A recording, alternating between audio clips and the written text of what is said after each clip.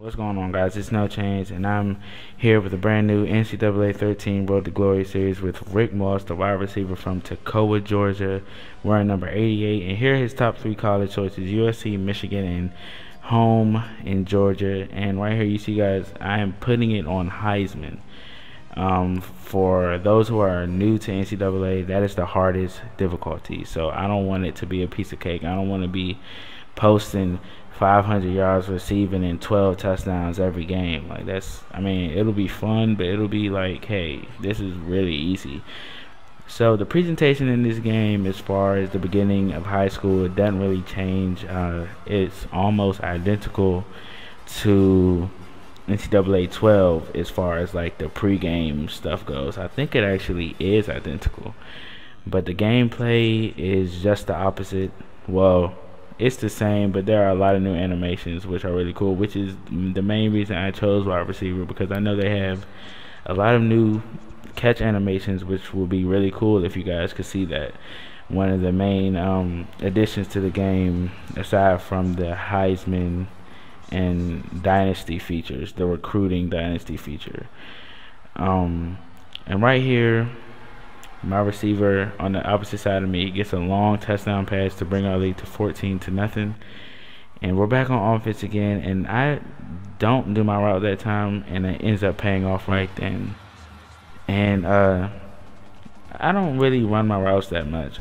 Sometimes I do, sometimes I don't. It depends on the route. I pretty much read the defense. So if you guys want me to run my routes for it to be a little more realistic, just let me know. I mean, I just try to read the defense so we can get a big play. Here we are in the red zone right now, and I get my first touchdown of my senior year that bring our lead to 21-0. Pass on the money by the quarterback, and that quarterback, I'm going to tell you guys now, after playing a few games, he is like hot and cold. He has great moments, then he has bad moments. Here I go to the back of the end zone, not doing my route again, and I get the second touchdown of the day for myself, and that's really good. 2 touchdowns, and I think it's the first half, I believe so, and a few possession catches, which is, you know, pretty decent for my receiver. He pretty much, I tried to go for the Terrell Owens / Larry Fitzgerald, and I'm not saying that just because of the dreads. I mean, I'm probably going to take them off before I go to college anyway. But here I'm on a kick return or a punt return, and I do pretty good, but we don't end up doing anything with it.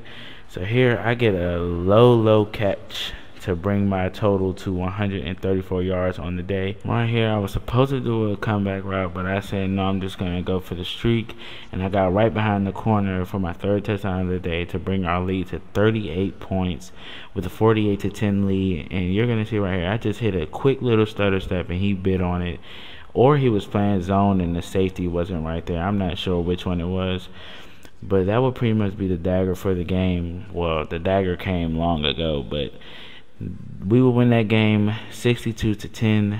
And there are my stats for the game: 10 receptions, 187 yards, 3 touchdowns, and 2 drops. I didn't show those, by the way. Nobody wants to see drops, right?